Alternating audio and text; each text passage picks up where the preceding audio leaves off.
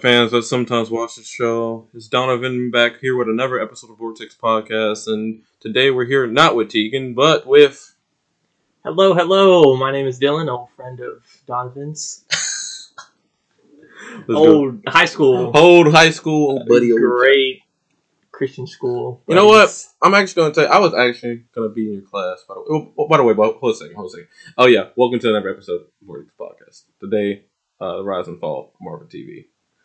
You can go straight to where we're going to talk about that right now at the in description. But this is just a little quick intro. So if you want to hear it, you can just stay along. But anyways, like I was saying, I was actually, don't tell this to anybody. It's going to be on a podcast on YouTube, but don't tell anyone. Yeah. I was actually going to be I was supposed to be in your class, actually. I feel like a couple of y'all was supposed to be in our class. Yeah. Like you, and I think even Javon was supposed to be in our class. class. I'm not afraid to say it. I actually, I failed in the kindergarten. I feel like I heard that somewhere. Yeah. Yeah. I failed in the kindergarten, and, Trust me, you don't want people in my class. But, man, that would have been different, honestly. It would have been really different. I mean, we were a graduating class of 26. Everybody was pretty good in that class? Like, everybody was pretty smart, you would say? Yeah. Yeah, of course you had, every class has its, its stragglers, I would say. I was one of them. I wasn't smart. Still not smart. Oh, hey, it's, do we really actually remember anything in high school when you grew, I remember when you almost broke Sir Red's neck. You know what? I'm actually put that right now in the video. So this is when... Oh, yeah, wait, shit. Before I play that, you were actually right by me. I keep forgetting. I was in front of you. I went ahead of you. You were right there, actually. Yeah, because we did that fundraiser. We raised money to get pie. And I always forget you were right there in front of me. And I did like a slow and then move, but you straight up took a run and Superman this man. Here's that video, guys. Here it is right now. So yeah, I remember. Oh, at that point, everyone knew that you. I think even I knew I fucked up at that point. I didn't know how bad I fucked up until I walked to Mr. Redman. I don't know how things happen like that. I just walked to him, and he walked to me, and he gave me the fucking biggest tumbleweed. The biggest cheer. And then I remember everybody coming up to me like, "What did he say?" And then Seth came into my room, and oh my fucking gosh!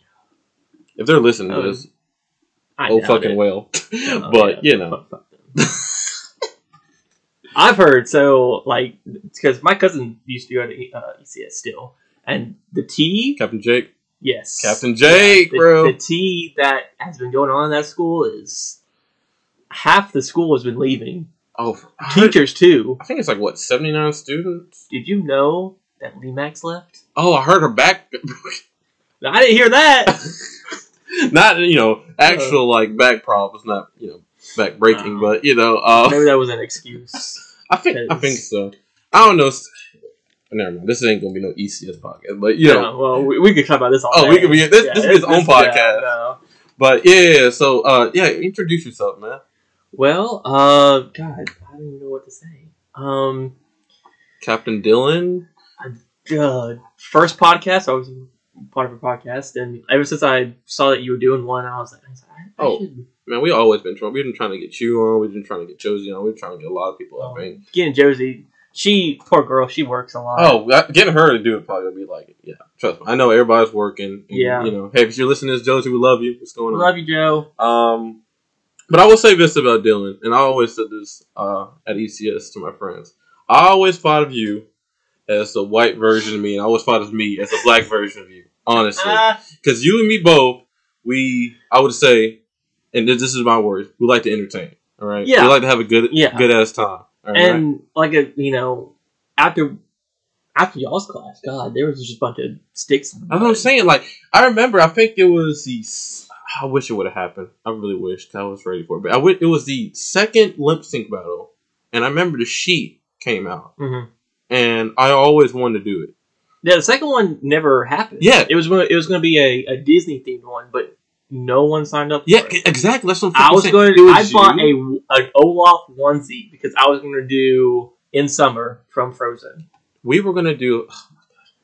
So yeah, so basically, I'll tell you what we're about to do in a second. So yeah, it was just you. I remember, and I think me, Caleb, and DJ, but we were doing it as a group. Yeah.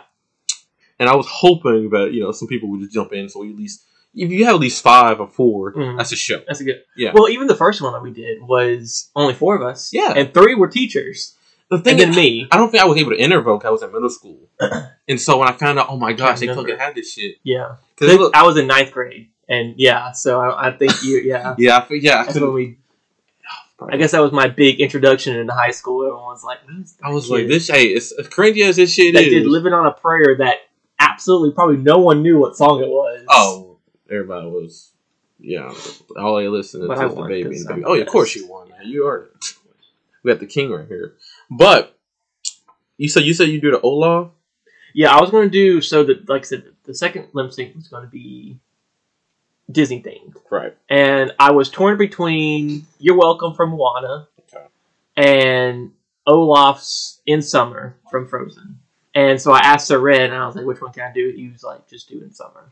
All right. And I guess they said no to the other one because it's demigod and, Christianity. Well, I think I sent you something before. And it took me a while to get, understand. So I think our first one was actually going to be a Tron. Because I think I watched the video about it was a Tron live event at Disney World, and I was like, I want to do this shit. Mm-hmm. So we bought a Tron suit that's still right there. It's under all that garbage. I see it in the box. Yeah, it's the blue and stuff. Yeah. And I made the audio for it because I wanted to open a certain way, but it took too long to get into. Cause I think I edited it really bad. Because I remember, because there was rumors that y'all were going to do something, and then there's some other people that were going to do something. Oh, they were going to do something, but they didn't have enough guts to actually sign up. And so I remember it was either you or Mr. Hull came up to us and like, hey, that Tron, we listened to it. It's not the best. I was like, bet. So we made a big hero. I wasn't me, so maybe it wasn't you. Maybe it was. I don't think I ever heard it. Okay, so it probably was Mr. Hull. But then we did a Big Hero 6, and we got to go. Which would have been cool. Oh yeah, we had a fucking dance number, bro. We were fighting. We had fucking. I don't know if it's still here, but we had a. It was the villain's mask. I don't know who fucking villain Big Hero 6 was. God, I don't remember. But we also had a who's fucking big ass Baymax. Baymax. We had a Baymax suit. It's just we didn't have a air tank to actually air it up, but we would have had one that day. And so we were ready to go. Caleb McGahee tells me the next day, I think the next day before they're about to announce it, hey, my mom told me I injured my leg or elbow in basketball. I can't be in it. Love you, Vo. And I'm like, this is the biggest bullshit I've ever heard in my life. But it's okay. Even if it was just me and y'all, they still probably wouldn't have. Yeah, so it was just me and DJ, and then the next day, I remember they canceled it on the air. Right? I was like, okay, well, I'm not. I knew that was coming. I knew it was coming too. Yeah. But you look back and you look at pep rallies. Like, between my class, your class, and the class that was above mine with, Bree. Right. We were all big competitors. We went out, man. We really went out. And so, after y'all graduated, I've heard the pep rallies have just been. I mean, for such a small school, I feel like we actually, tried to make the best of it. And we didn't have a football season, so of course our pep rallies were during basketball season, and we would have 2 a year. Oh, wait, we only really had 2 pep rallies a year. One was for homecoming, and then maybe we had another one, but I feel like we had 2. Because one year we had the 50s themed one, and we won that one. And then there was a beach themed one. Right. Which we won. Did we win that one too? I can't remember. Did we win the 50s themed one? Shit, wait. We got cheated out of one. I know that. Okay, you know what? Yeah, you're going to get pissed at me. Yeah, we won the beach one. I think that was when I wore the Spider-Man with the fucking... With the, yeah. Yeah, swimming clothes and shit. Yeah, so we won the 50s one. And I didn't know I was being that much of an asshole, but I was. I can we had do you remember it was a Disney pep rally? And we did Toy Story. Oh, and then we had a whole toy, Andy's toy box. We all dressed up. We had toys out, and we got cheated out because Miss Lee Max was like, "Oh, there were people sitting in their stand that wasn't part of our class, Did y'all tell her that? Yes. What was her? Miss Tamer was like, yeah. So they gave it to the senior class above us. I'm pretty Miss Limax hated your class, bro. Oh, she did because we were opinionative. Oh shit! Most teachers hated our class. Look. I respect everybody's opinion. Y'all know this, but when I mean you force somebody's opinion down your throat, bro, Miss Lehman. Oh my gosh, bro. Our class, I'm talking about my class. I love my class. Mm-hmm. I'd take a bullet for some of them, but we almost made a couple teachers quit. Like every time there was a new teacher, we would absolutely. I say we. It was a couple students, right? But it was class, and we were the bad class. We've been told that when we were coming to 8th grade year, we were terrible. We would come to high school, the teachers would talk about us and be like, "Look, you need to watch out for this new 9th grade class because they're absolutely terrible." Man, we weren't lying when we said we really can make like an ECS full podcast. Yeah, we're completely. Yeah, we're already 10 minutes in. But hey, guys, for everybody who's wondering, trust me, we went to. I love my school. Yeah. I love my school, love my class, love teachers, but I'm glad I'm not in high school anymore. We can talk about it for an hour, honestly. Yeah. We really could. We'll hurry up for you guys because we know we're like some Marvel people are watching this. Like, what the fuck is this? Right. Me and Dylan have also worked in the past. As you guys know, I've been trying to make movies, and there was one movie that I wanted to really make. We had I would say, all right budget. It was coming right after of making a action comedy, which you guys will never see, sadly, since one of the co-stars. Yeah. But he was in a movie called Sworn. And here we'll talk about pre-production, and then we'll talk about production. So pre-production, made the script. I think I sent it to you. Yeah, and I read, and it was. I know you sent it to me. Yeah. I think you sent it to Josie too, because Josie was part of it. Yeah, I think I asked Peyton first though, and then Peyton told me she couldn't do it. So Josie was always my first pick. Yeah, but I didn't know she could actually do it. And she was down for it. She could play a good ass villain. And dude, I'm telling you, when I make the movie again, I know she's gonna be married and stuff. Maybe, but I can pay people now, so I'll actually be able to pay her to be in it. So hopefully, if you and Josie in the future, we can also. Okay, you guys are the main ones. Yeah, you guys are the main people I wanted to get in the film. Yeah, but Josie. As soon as Josie signed on, I was fucking ecstatic. Yeah, it was a really good script. Yeah. I gotta admit, it sounded, Yes. It's supposed to be like a, basically Friday, with Ice Cube and stuff, meets Evil Dead. Yeah. And so, everything was looking good. I got Brandon to be a cinematographer, and, we had a couple people, but it was all supposed to just film in this person's house. Person's house that we had like 2 hours to film in. Okay, so I'm gonna finally tell you the story about that. So, Reagan's grandparents, who are freaking multi-millionaires, I asked them, "Hey, you guys have a nice house, so man, I wish I could film in it one day." Like, "Hey, you can come film. Just tell us when you want to do it." I'm like, "Oh, awesome." Also, hey guys, I'll pay for your dinner. You just guys leave for an hour or 2 hours, come back, and the house is clean. But now I understand why they didn't want to leave. You don't want to leave your house with people filming with it. Random, teenage kids. So that's why I wanted Reagan to be there, because it's her grandparents. Yeah.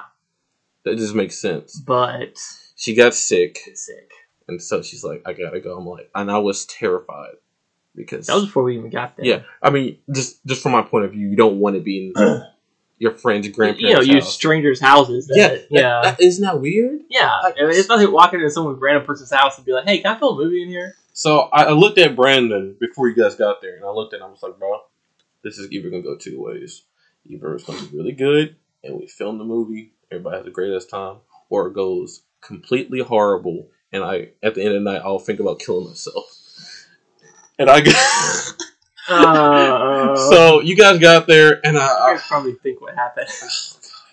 Yeah, what outcome it was. I think I have the poster. Leave your guess in the comments now. See, if you guys have seen you've seen the poster right now. A good poster too. Yeah, it was a amazing concept poster. Yeah, I didn't have any photos to work with, as you can see. Somebody. No, I still think it was really good. Oh, it's not bad. So yeah. But yeah, I think we filmed 3 scenes, and I'll show you guys right now. We get that much? Oh yeah, the car scene. Oh my god! Talk about everything going wrong. Breaking the dude's car. Yeah. People getting there late. Shark was not in the movie, by the way. Shark was not in the movie at all. I just needed somebody Just to play needed that someone kid. to be in there. Yeah, and so I called him up. I remember we were sitting in the car, and I was sitting in the backseat. I didn't have any lines in that part, so I was just sitting there. And everyone was like, we'd start filming, and they were like, wait, what's my line again? I'll be honest, okay? And trust me, I'll take the blame on some stuff. But I had so much shit going through my mind, but I couldn't remember my fucking lines. Bro. Yeah. Before we started filming, I went through the whole script and I read all my lines and memorized. Oh, I'm glad you did. So you guys had the easiest job. Just read lines. Yeah. But, as actor, producer, director. Fucking screenwriter, hate trying to borrow your house. Yeah. Trying to make sure the grandparents are okay. And G-Ma is cool. She loves me. It's, I didn't, I want to cuss right by her and stuff. Be like, hey, where's the motherfucking demons up in this bitch? I don't want to say it right by her. Yeah. And G-Paul, he's actually really chill. I just think that it was fucking 10 o'clock at night. It was around 9, and he has fucking children in his house. Yeah. And they're like, so when y'all going to be done? I don't blame him for saying that. I'll probably say that too. Oh, yeah, we just started. So, I think something was going through my head like, Donovan, you got to find a way to end this. You got to find a way to tell everybody to go. And I was like, oh, gosh. So, I'm just like, hey, guys. And then one kid left early and then backed into... Oh, yeah, Noah. Okay, well, Noah, I love you, man. He doesn't watch the podcast. Yeah, so... I remember that happening, too. Fucking got there, like, really late and said I only can stay for 30 minutes. And leave. Like, what the fuck am I supposed to do with that? Yeah. So, I mean, like I said, I'll take blame for some things. I think I took blame for that whole night. But some things you can't control. Yeah. But I will say that now we have decided, well, I decided, I'm talking about seriously, that's just me, that we actually use an agency in Dothan where we pay actors. Oh. And the only time I'm really going to ask people, but I still pay people. I still pay my friends. Yeah. But the only time I'm going to ask people if I really feel like, I actually really qualified. want you. Yeah, if I actually know you really good and I really want you. Like, you and Josie, I probably would ask you. You still get paid. I just, I would only ask a few people and stuff. Yeah. But you know what? I don't regret it happening. Because it was a great learning experience. It was a great, I mean, that was what, your maybe second? Yeah. Third movie? I think third movie. And so, I mean, directors got to start somewhere. Yeah, so I've gone through basically 3 processes. First process, making sure I have a budget. Cool. Second process was making sure I actually have a fucking script. And then third process is just making sure you schedule things right. Now it's about scheduling things right and how to follow through. Because, I mean, I understand. We just had a shitload. Yeah. They weren't, like, obligated to get there. Because they're not getting paid. Yeah. Nobody's getting paid that night. It's all favors. But, I still feel like it's a good script. I still want to make that movie, honestly. Still feel like it'd be fun. And I feel like you and Josie do some pretty good performances and work, Yeah, I was really excited. I'm still excited for it. I just try to imagine Josie as a fucking demon. That's why I'm so excited. But, maybe in 2022. So, we never know. We never know, guys. But, Dylan's a pretty good actor, I would say. He's also a pretty good cosplayer. Yes. Dude loves to have fun. I'm actually going to safely going to a convention in the end of May. In, where? In Pensacola. Pensacon. Shit. Okay. Safely. I know people are like, oh my god. But I'm going to be double masked, sanitizer. COVID sucking a bitch, bro. Yeah. I haven't been in a year. I started right before COVID hit. So, and I'm just addicted to it, and I got to get back to it. I've had no motivation this past year. Well, see, that's what I'm about to say. Dylan's all those things, but he's also a big fan of Marvel. He's a big fan of anime. Yeah. Loves movies and stuff. Yeah, Star Wars, big Star Wars fan. Pop culture, basically. Pop culture. Yeah.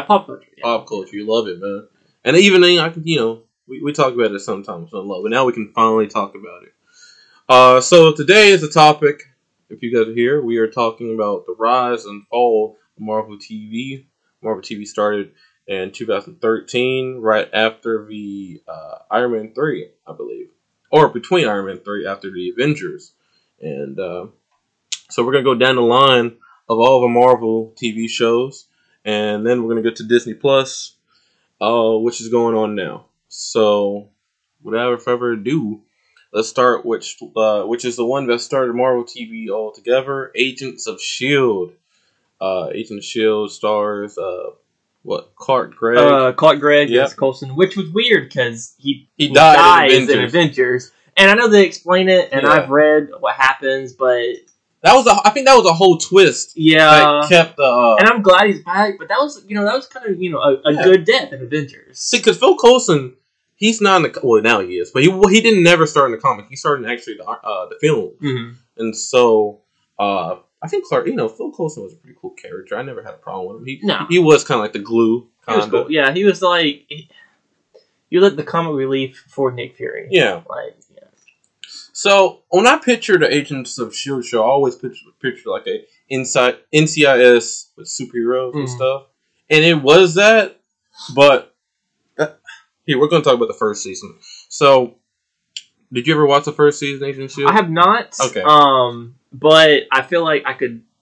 I've read or heard enough about it that I can kind of. So, this is kind of what I did with WandaVision. Yeah. And I'm going to be good to you. With WandaVision, watched every single episode. Same with Agents of Shield. Yeah.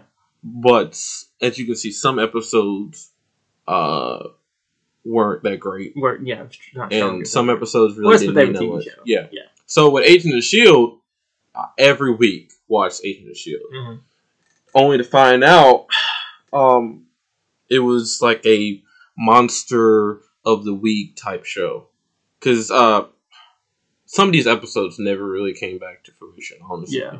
And I think which really made Agents of Shield at the time, it was, oh gosh, it is. But now, looking back at it, they really use their, hey, man, we got to go to this 82002. The last 82002 I had was a hammer. Oh, you think you're a great soldier? Like Captain America? Oh, you want to use a super suit? Like Iron Man? They just kept doing it every episode, bro. Yeah. Which, some TV shows, even now, Disney Plus shows, they drop kind of hints like that. I hate when they just drop it out of nowhere, when it just in mid-conversation. No. When, I know a guy, his name's Thor. And it goes, dun, dun, dun, dun, dun. And so... I'm not even talking about Thor. Or did you just drop him in the middle of your conversation because you know Thor? And the side characters weren't... Okay, well, they got better, but in this season, they completely sucked. Like, and Fitz, the thing about, like, Marvel TV show, even, still now, it's good for them to bring, not so popular comic characters into the shows and movies. And start them up for here. Yeah. It's like, now with Falcon and Winter Soldier, the Power Broker. I've never heard of that was before. I had to do my research. We only have one more episode, so I don't even... But I think I can share. But yeah, back on Agent of Shield season 1, I'm gonna get for a quick. So basically, they're doing episode a week, and then Captain America: Winter Soldier comes out, and I think that's what of course that's what they're waiting for. Yeah, and then they break. They have an episode where they're like Shield is infiltrated by Hydra, and then they do the Hydra Shield storyline. In season 1, kind of actually ends with Samuel Jackson, Nick Fury showing up. Oh, really? Which, I didn't know that. At the time, was like, okay, people were thinking, okay, it's connected now. You have people from the movies coming to the show. Season 2 comes out, and it's what I thought Agent of S.H.I.E.L.D. was going to be. Yeah. And that's basically NCIS with superheroes. And it's... Which they went on for, 7 whole seasons? I think, personally, that Agent of S.H.I.E.L.D. is probably their best. It's one of their best, I would say. Show. It's actually the most interconnected one. We'll get to the... We're almost there. That's the good ones. So yeah, they introduced the Inhumans on the second season of Agent of S.H.I.E.L.D., and that was Quake, and that storyline. Yeah. And then third season, which is not the greatest, it's actually I call a filler season, where they deal with Hive and the Inhumans again. But there's not much to say about season 3, so I'm not going to talk about it. My favorite freaking season was season 4, man. We had 3 storylines that interconnected. We had the Ghost Rider storyline, Oh shit! I forgot about that. Yeah, and then we had the Their TV Ghost Rider was it was awesome. I love that season. And then LMD, which is like a robot infiltration type thing, and then they had the Framework, which is basically like a Matrix type alternate reality, and it all connected. It was so good. Honestly, I really like that season. There's really not much to say about it. I think it was pretty. And I'd watch the trailer for him. Like, Yeah. That's a really good show, but I was like, I don't know if I could get into it. Oh yeah, I mean, because I told you this before we started that certain TV shows, I get mad at episodes. And I'm like, I can't. Agents of Shield is like, it started off so bad that everybody fell off on season 1 and 2, and then it got better. Yeah, that's the thing. But yeah, season 4, I hate that many people have seen it because it's actually what a Marvel TV show really should be. Like it's kind of it's grounded. It actually has really a lot of violence in it, but it's really Marvel based. It actually has Madam Hydra in it, and the characters. Which now she's in. Yeah, Falcon and Winter Soldier. It's kind of weird. Yeah, that's what I'm saying. I saw that too, and I was like, that's kind of weird. Again, I got something to talk about that at the end, man. So season 5 came out, and it was them in space. And I'm not gonna lie, it wasn't. It took a while for the season to get to me. Honestly, you could tell the budget went down. Kind of went down a little bit because the whole season they're actually inside like a building, and they make an excuse for it. Which by now, a couple more TV shows have already, probably more popular shows have already came out. What do you know? What year season 5 came out? 2015. No. It came out during Infinity War, actually. So 2018. 2018, yeah. So yeah, they were probably maybe it was a down season or down year for shows. I think so. Season 6 and 7, I would say are both connected, and like they filmed it back to back. I think they ran out of money. They thought season 5 was gonna be the last season. Yeah. So season 6 and 7 only had 13 episodes when the other shows had 22. Yeah. And season 6 wasn't. I don't know. I like it, but I can admit it's not great. It's like a zombie type season, and Coulson died in season 5, and so again, he dies a lot, and so in this season, the whole mystery is like, hey, who's this man named Sarge, who's like a bounty hunter type person. And he has the same face as Coulson. Oh, God. And they make up some bullshit excuse for it at the end. I still can't understand it. But in season 7, this is kind of honestly, I would after seeing season 7, they should ended it at season 5 because it I feel like Agent of Shield was so scared to kill off any main character. They're probably just not trying to pump out just a little bit more. Yeah, it was supposed to be like it's a time travel season. Agent Coulson's dead. He's just a robot now. And they're traveling through time. But this season proves that the show really wasn't connected to the MCU anymore. Which is weird because in season 1, then Nick Fury. Nick Fury, and that's how they actually got the Shield Hero Killer and Age of Ultron. Excuse me. At the end, that's where weird. It comes to say COVID.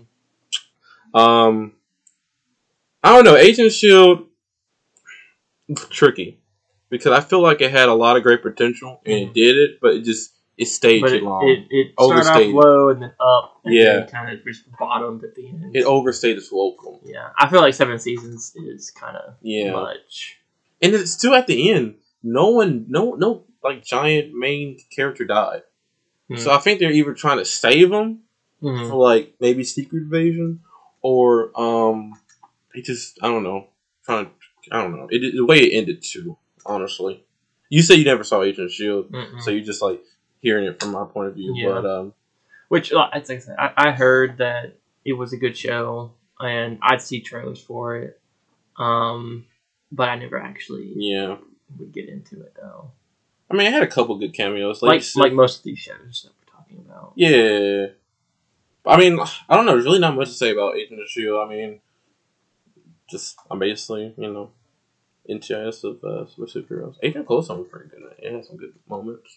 But I like how they never mentioned that that he's back. But you would think the Avengers would said something about it. I guess because maybe at that point they didn't want to incorporate the TV shows with the movies. I mean, Maria Hill was with them for a couple seasons. Yeah. Lady Sif was in season 1 and 2. Nick Fury came, but that was really it, honestly. But that's Agent of S.H.I.E.L.D. And then the second ABC show that came out was Agent Carter, which go ahead. I didn't hear a lot about this one. I think it was okay. Yeah, it was kind of like a woman empowering show, which is good. Yeah, you don't get many, female superheroes. Did you ever see this one? No. Okay.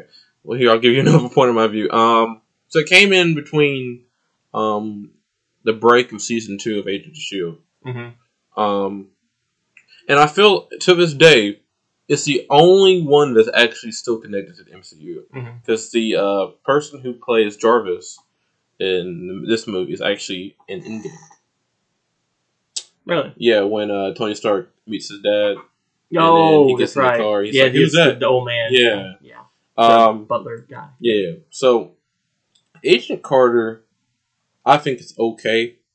I really like the budget design of how the show is. How it's like in the I think 80s or 70s. And season 1's not that bad, honestly. Season 2 is where I just feel like it probably should have just been on one season. Yeah, just have a little miniseries, Yeah. Because as season 2 proved that you can't do much with Agent Carter, the girlfriend of Captain America. You can't do much with her. Yeah. So, do we see any more of like Tony's dad? Yeah, Tony's dad's in there. I think he's in the first 2 episodes. Comes out the last episode. I don't know if he's in season 2, but he's in there quite a bit. Like I said, the show has a budget to it. It's just it doesn't really have much of a story to go with. The villain's not really threatening. I mean, all he does really can just control you by like what's it called? What the Mad Hatter does in Batman. So he just like says something really smooth to you, pushing a trance. There we go. So, I think at the end she just what's it called? Slips a bottle of Captain America's blood down a ripper. And that's it, honestly. Really? Yeah. So we'll actually see more of Agent Carter in that What If. Oh, you know what? We are, where she's Captain America. She got the serum. That'll be interesting. Which is gonna be really good. And then Inhumans is actually very interesting, actually. Really? Yeah. Because at the first Phase 3 press conference, it was supposed to be actually a movie. Inhumans. Yes, yeah, I did know about that. It was going to be a movie, but then they swapped it out for. I think actually no, they got the right. No, they get the rights. They made a deal with Sony, and then Spider-Man: Homecoming, so Inhumans got pushed back, and then Ant-Man was such a big hit that they made. They said, okay, we're making Ant-Man and Wasp, stuff, which you should honestly just.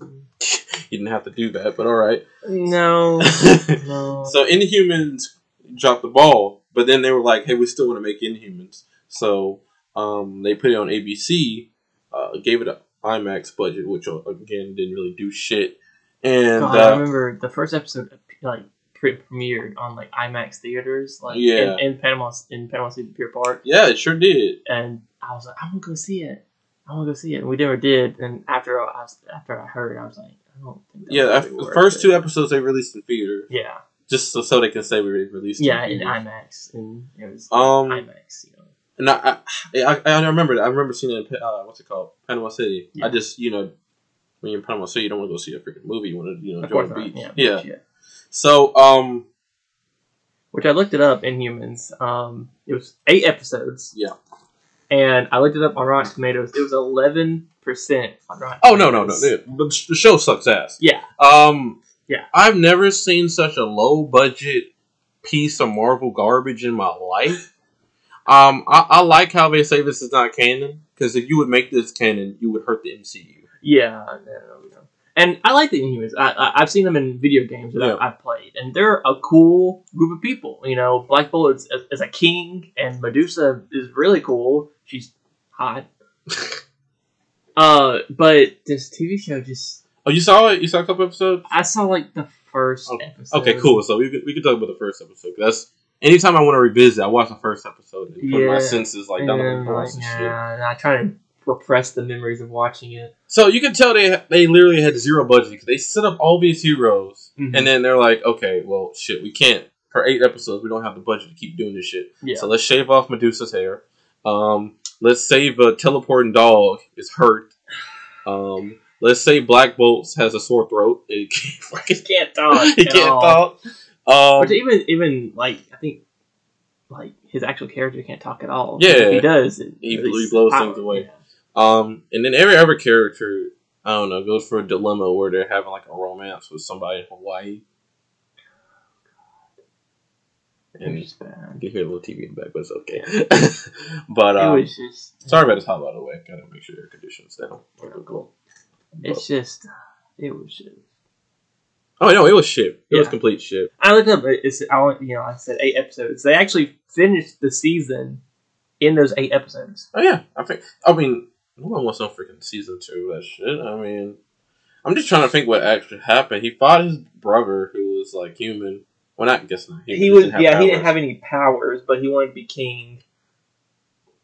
Anything else happened really besides Medusa? Nothing that stuck with anyone because. Well, I'm being honest. Medusa clearly got her hair cut just because they wouldn't have to animate her hair. Like, there's no other reason. Yeah. No other reason. I can't picture season 2. Like, what happens? Like, she just can't use her hair no more or something? Her hair grows back and she just cut it again. She just cuts it again? And so, I think it was actually supposed to interconnect with Agents of S.H.I.E.L.D. Because Agents of S.H.I.E.L.D. was doing Inhumans. Mm-hmm. But they were treating Inhumans like the mutants. Yeah. Since they didn't have the rights to X-Men. Mm-hmm. And, I don't know. Fuck fucking humans, man. Oh, yeah. No. I just don't know what to say. I think everyone represses that season. Like, that show. Because I remember when it first came out, I was like, yeah, Inhumans look so cool. And I was like... See, if Marvel would say they wanted to reboot that whole thing, I'd be like, cool. Because I understand. Maybe to make it to a movie then actually. Yeah. I mean, it's just... There's nothing with that show that screams, okay, you gotta watch it. Superheroes, Marvel. And then the IMAX is not even really like that gradient in the show. They kept promoting it like it filmed in IMAX cameras. That was the big thing for it, is, film IMAX. It actually makes it look way shittier, actually, I think. I don't know. Because it's more cleaner, and you can tell they have zero sets. It's zero. Maybe if it's all blurry, it'd actually be a good show. Just can't see shit. Just close your eyes and watch the movie. So, that was all of ABC's shows. I don't know. ABC, because they're the ones who, basically started off. Yeah. I feel like they started okay with Agents of S.H.I.E.L.D. Agent Carter's not too bad. It has his audience. But Inhumans is complete trash. But I don't think they wanted to make Inhumans. I feel like Marvel was like, oh shit, we gotta get the shit out of here. Hey. But like, ABC, we're gonna put the good stuff out first, and then like we're gonna put this on the side and be like, watch the good stuff and watch this too. So yeah, Agent of S.H.I.E.L.D. I think that was probably before Disney Plus, of course. I think it was probably one of their best. So that's ABC of Marvel, and then I think ABC should just stick with DC shows. Yeah. Oh wait. Oh yeah. Shit. They did. They did. Oh my god. Wasn't Flash ABC? Oh no, that's CW. Oh, CW. Yeah. Oh, okay. Shit. Don't say it around my girlfriend. She'll fucking CW fan all day. Oh god. So that's right, CW. After that, I think it was 2015 where Marvel and Netflix made a deal, and Netflix was going to release 4 series about 4 superheroes, and we're going to talk about them right now. 4 superheroes were Daredevil, Jessica Jones, Luke Cage, and Iron Fist, and they were going to all meet up in Defenders. But since the season 2 Punisher was so good, Marvel made sure to make another deal with Netflix to and they released the Punisher TV shows. So we're going to go in order. And start with Daredevil. Now, I watched the first episode of Daredevil. Again, it's a bad topic for me because I get into a TV show and then something bad would happen, or I just wouldn't like it and I'd stop watching it. Right. I wouldn't get past, because people say, watch the first season. You can't really judge a show until you watch the first season. And I'm bad about that. I just watched one episode and I'm like, no. Wasn't for you? Daredevil was good. I've heard it was good. I probably maybe one of their good ones, best ones. Because 3 seasons? 3 seasons. Yeah. Daredevil was my favorite Marvel Netflix. Actually, you know what? Fuck it. Daredevil is my favorite Marvel TV show. Oh, shit. Okay. I fucking love Daredevil. Okay. Daredevil season 1 is fucking gold. Daredevil season 2, the beginning, first 4 episodes, I only go back to watch those. Mm-hmm. Those are golden. Yeah. The rest of the season with the hand, I can leave. But season 3 is fucking perfection. Daredevil is the best. It's basically how you're supposed to do a Marvel TV show. Mm-hmm. You take fan favorite characters and you put them in basically ground them down in reality. Even the casting was really good. The guy who played Kingpin was phenomenal. Vincent DeParfio, I think. I don't know. Vincent was Mr. Vincent. Mr. Vincent, yeah. Mr. Vincent, yeah. Charlie Cox is a very good Daredevil. John Burko. Better than Affleck. Yeah. Do you actually know the director's cut of Daredevil was actually like one of my favorite comic movies of all time at a point in really? But once you I guess get older and you just take things for Daredevil was a guilty pleasure for me. Yeah. Well, if you look back, even before the MCU, those movies were amazing. Blade was the first one was a fantastic movie. Yeah. I loved the first Blade. Even the first Fantastic Four. Even before the. I felt like those are just fun movies. The Fantastic Four. They're just fun. They were testing the waters. Yeah. And then MCU came out, and then they're like, oh well. Yeah. I mean, Yeah, I mean, I guess you said it the best, honestly. Yeah, it's just point in times and stuff. But Daredevil. So you never saw Daredevil? I like the first episode. Okay, it's okay. So Daredevil season 1 was I'll go by these quick. There's a lot, but he goes against Kingpin and that whole storyline. In the second season, he goes against the Punisher. The Hand comes in. Everyone was excited about that. Elektra came in. Honestly, those 4 episodes at the beginning, where it's Daredevil and just the Punisher, that could be its own little miniseries, because that is just straight perfection of how they do that. Well, that was the 2 most popular, Marvel shows. Punisher. Everyone loved Punisher, and everyone loved Daredevil. Right. So putting them together was, I'm telling you, man, you got to go back. You just watch those first 4 episodes, and then you can end it. Those first 4 episodes of him and the Punisher. Yeah. I think there's one scene where Daredevil is stuff. He's locked up on some building, caged up and shit, and Punisher's just reloading his gun, and him and Punisher have the best discussion about why, how you going about doing things. Daredevil doesn't kill, Punisher kills. Yeah. So they have a great fucking little debate about that shit, and it's so entertaining. And then season 3 is basically a sequel to The Defenders, and Daredevil's trying to get back in the hang of things because he's injured and shit. And he meets his mom. Kingpin comes out of jail. He's back, and we have Bullseye this season too. So. Yeah, I remember that too. So honestly, it's his own little storyline. Even if they don't make a season 4, season 3 kind of is a finale to the whole Daredevil series. So, but what's your opinion on the Daredevil character? I think, like I said, I didn't watch it, but all I heard was good stuff about it. Yeah. Each season, like I said, the Punisher and Daredevil arc was phenomenal. You take 2 really good characters and they fight like Civil War. You take 2 popular characters and they fight it out, and you're like, well, who should I root for? And that's good. See, Daredevil was such the show was so fucking good that I don't know if it's true or not, but people making rumors about him being in the next Spider-Man movie. I didn't hear about that. Charlie Cox being reported I hope so. in Spider-Man 3. I mean, if he is, that's awesome. It's just, he's supposed to be the lawyer for Peter Parker right now. Yeah. So. Oh, yeah, that's right. Yeah. But yeah, honestly, that's one of the best shows out there. And I think Daredevil was actually the best Marvel Netflix show, hands down. Oh, by far. And the best, right now, it's still, in my opinion, the best Marvel show. And so, right after season 1, Jessica Jones came out. Now, I actually watched the first season of Jessica Jones. Okay, awesome. So Jessica Jones had 3 seasons. Jessica Jones, season 1, 2, 3. So yeah, let's talk about season 1 real quick, because I think you and me, maybe we have the same opinion. I think the first season was pretty good. David Tennant was that guy. I love phenomenal actor. I love David Tennant. If you haven't watched Doctor Who, David Tennant is amazing, and I think he played a pretty good villain. Oh, he played an excellent villain. Yeah, and again, you're taking these minor comic book characters and putting them in this movie. I think they did a phenomenal job introducing. I forgot. Was it just called?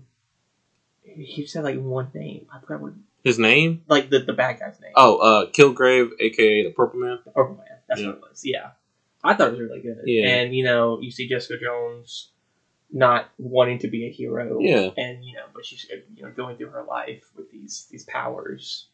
Yeah. I mean, you said it best. David Tennant, his voice, just when he just talks, just great. It's elegant. So a person who's supposed to mind control people, when he's just talking, you just like smooth. Yeah, you feel it, honey. You can feel how they're like changing and transforming to like having to obey these orders and stuff. And Jessica Jones is, I liked her dynamic for the first season. No, I didn't watch the other two. Yeah, so I can't. I think after season 1, it kind of give me a second, man, to get the fucking drop. Let me say some good things about Jessica Jones real before quick. we get into the. So Luke Cage was in this season. He was introduced. Yes, and because he was about to have his own TV show, which I thought was cool. I will say he does act different in this show, and then how he is in this, like his own. Show. Yeah. And in this show, he's kind of like arrogant a little bit, and then in his own show, he's a little more humble. I feel like that's just a writer's problem. Maybe they weren't talking back and forth. That's whatever. But yes, halfway in the season, honestly, Kilgrave got scared of me, and that's really good. That's good. Yeah, that's good very for great. A villain. Yeah, because I feel like how you're supposed to stop somebody who can literally tell you what to do. Yeah. So, they did make a big mistake.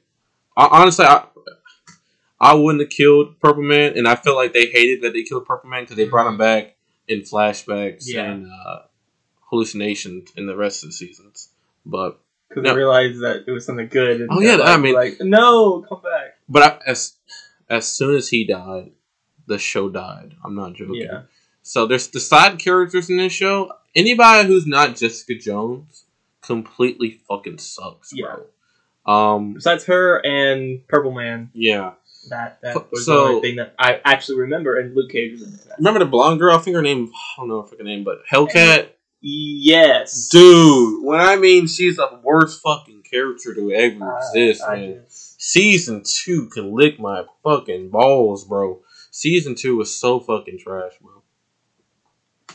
Again, with Marvel, they have something good, and then they explode. The thing is, season 2, nothing happened.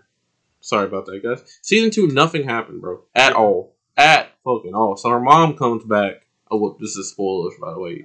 You don't care. I'm not gonna watch it. Marvel TV's dead. It's Disney Plus now. So her mom comes back, and her mom also has powers.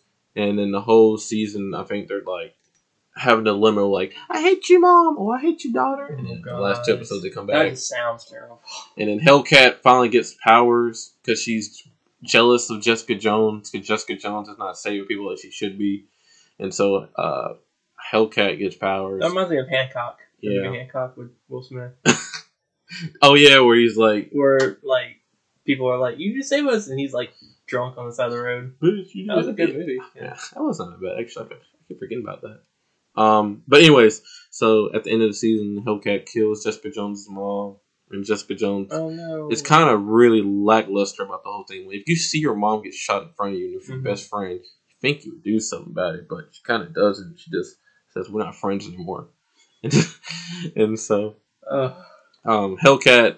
They don't know. At the end of the season, Jessica Jones just walks away, and Hellcat starts being Hellcat. Season 3 was not that bad, but it still wasn't good. They tried to make a Kilgrave type character, where this like dude is like obsessed with getting the truth out of people, and I know yeah, I know. I'm trying, man. So I'm sure they were trying too. Yeah. And so that guy kills Hellcat's mom, and then at the end was killing mom. I know, like, Jessica Jones. Sounds like a Disney movie. And then I think at the end of this, I'm trying to remember this like from point by point. At the end of the season, Jessica Jones and Hellcat get in a fight. Of course, Jessica Jones fucking beat your ass. Of course. Hellcat gets sent to the raft, which actually it was name dropped in the Falcon Winter Soldier episode. Yes, they sent Zemo. Yeah, it's a Civil War prison. They mentioned it in Jessica Jones. Yeah, thank you for bringing that point. They name shit that happens in the movies, but they name it so obstructly that it could be anything. Like, they're like, "Are you like the man star? No, like the Star Spangled Man, or you're the guy with the anger problems, or do you know what I'm talking about? The dude with the hammer." Yeah. Or the man with the metal suit. They say shit like that. They don't say, "Oh, Iron Man, Captain America." Like Agent Show. Yeah. And it feels like it's still post-Avengers, because they name it after the incident. They say, "Oh, yeah, remember what happened with New York and the incident?" Oh, the incident. They treat it like 9/11, which is, yeah. But no, Jessica Jones season 2 and 3. Season 1 was just... Yeah, season 1.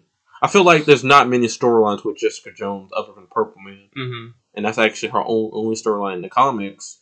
So when they try to make like their own storyline stuff, it was just scraping the bottom of the barrel. And it actually got really feminist in season 2 and 3, which I know, I'm just saying that, just put it there. But yeah. And then after that, it's Luke Cage. Luke Cage, right? yeah, Luke Cage. I remember watching this show in our computer class. Oh wow! I did watch a few good episodes of it. Yeah, I feel like the first half of Luke Cage is absolutely brilliant. There was 2 seasons? Yeah. So the first half is with the guy who's about to play Blade. That's right. He plays Cottonmouth, and he's actually a really good villain. He doesn't have powers, but he has all this money and all these resources that it's like really good. Mm-hmm. And then his contract ended, I guess. Because dropped him. Because he dies halfway in the season, and then his girlfriend, no, not his girlfriend, his sister takes over, and then they bring up Luke Cage's half brother. He's the villain of the season. Yeah, Hammerhead, and then he gets some AIM suit, which never drop. AIM. And then Luke Cage and him getting a fight, and then. Luke Cage was actually pretty good. Yeah, it's pretty good actually. What I watched of it, I don't know, later that season or the second season was probably the season 1. Just the problem with it was that it's just the first half was so good, and then the second half was really, really disappointing. That dude was like, I realized what y'all got to kill me off because literally he dies so he gets in an argument with the girl who plays his sister, which, fun fact, is actually good. I don't know her fucking name, I'm sorry. But a good friend of Gigi. They actually used to be in the same actors college. So that's kind of interesting. Fun fact. Gigi's my grandma, if anybody's listening. So, what was I saying? I'm so sorry. So he gets in an argument with his sister, and she kills him with a chair. And that's just the end of him. But then when he dies, we don't even see his face. So I feel like he was only signed for so many episodes. Or he realized that there's something greater than Netflix Marvel. Netflix Marvel is turning out to be. He's like, man, this MCU money over here is kind of fire, man. I probably watched season 2 or 3 of Jessica Jones and was like, oh no, I gotta get out. I can't be part of this.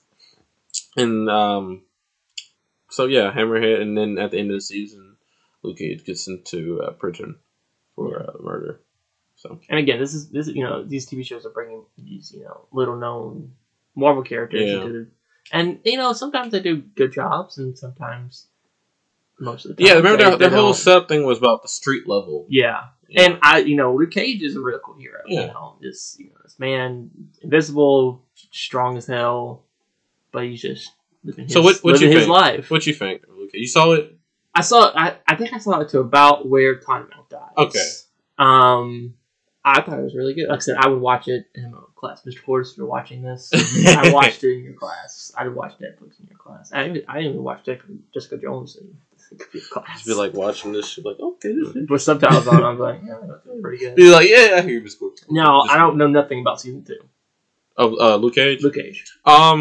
It suffers from the same thing Jessica Jones did. Mm-hmm. But it's saved a bit from the performances and the characters. There's of course, you have to. Luke, I don't know what all this shit's going on. Luke Cage always has to like go for some shit where like somebody's stronger than him, or like he's getting damaged. Yeah, you know what I'm talking about. Though. That superhero time to do. Yeah, every superhero. Never. So this one's actually more Luke Cage from the comic books. He's cocky. He's saving the street. Yeah, all the ladies love him and stuff. And I remember seeing even in all the Marvel TV shows. Sorry, you're good. They would drop like their little hints on their original outfits. I remember in Jessica Jones, you would see her; she was holding up her original costume, and I think in Luke Cage, you see him with the chain around his waist and like the ripped yellow shirt. And they always like jank a roast about it. Yeah, they're like, "This is horrible." Yeah. And like we do like a wink, like I like it when they do that. Yeah, to show a little comic accuracy and stuff. Well, I think WandaVision actually did that too. With her Halloween costumes. Yeah. Even they do this. With Quicksilver and Vision with his wonderful bright yellow and green. Oh yes. And his red. So they still do that today. So I mean that's Netflix started, of course. You gotta give them credit, but of course, yeah. So he fights some, I can't remember it, but some man who wants to take over Harlem since Luke Cage and him and get in the fight. But what's different is actually by the way, I'm gonna have to call these people by him and her because I don't not remember their names at all. But Luke Cage and him actually come to like a agreement, like like a treaty, because I think somebody was trying to kill the villain's mom in this season. And with the mom. Yeah, the moms, Martha. And Luke Cage actually saves her, and Hammerhead's like, you know what? For doing that, I'm in your debt. I will help you with anything, but I'm still gonna kill Cottonmouth's sister. Cottonmouth's sister's trying to kill everybody. So. Yeah. And then, actually, this season, I remember the ending now. Cottonmouth's sister dies, and instead of putting the name of the club in her daughter's name, she puts it in Luke Cage's name. And Luke Cage is then the owner of the big club in Harlem, and so he becomes the king and stuff. And it kind of set up that Luke Cage was becoming from like a hero to a villain, and that was going to be very interesting because he broke up with his girlfriend. He was like, "Okay, I got it." He has an army behind him. Yeah, and then he gets canceled. Luke Cage. Wow, but. He comes in the last season of Jessica Jones. Jessica Jones season 3 was the last season of Netflix Marvel, and he's just there to tell Jessica Jones that hey, you need to go put Hellcat in jail. Hey, I did it. I had to put my. Hey, we got to end this show. Yeah, you got to wrap this shit up. Watching this anymore. We got to end this. Wrap this shit up. Get your bag if we got to go. Yeah, we got to go. So, Luke Cage is not bad. Oh, I got to mention this. I feel like Iron Fist at his best was in this show. There's an episode where him and Iron Fist are like teaming up, and it's basically Heroes for Hire, and it's the best episode of this whole season. Well, I didn't say Iron Fist is the best superhero, has the best show, but I'm saying when he's in Luke Cage's show, yeah, I feel like it should have been in his TV show. I feel like So basically, it made me think like. Why not just make a Heroes for Hire show with just Luke Cage and Iron Fist teaming up, kicking ass, and that would be a pretty good show. Yeah. So Luke Cage. So you saw like what the first half of the season. Yeah. Should you go back and see season 2? No, it's not. It's not worth it. Sorry about that. Like most. Yeah. But is it not? I think it's actually better than Jessica Jones, the last 2 seasons, and all of Iron Fist. So, Luke Cage, good. It's good. It's not bad. Okay, ready for this one? So, phenomenal TV show of Netflix Marvel. The last season before we got to Defenders was Mr. Iron Fist. Iron Fist. I'm gonna admit it. I didn't even want to watch this at all. I saw trailers of it and I saw the effects of his fist. Oh my gosh! How it just glows in the comics. His fist actually is on fire. Oh yeah. In this one, when I was looking at pictures from my notes, it's just yellow. It's yellow. It just glows yellow. It's like he took a highlighter and poured it on his hand. And he can't even do that long. He can't even do that long if he doesn't have the chin or something. The chi. Yeah. This one, yeah.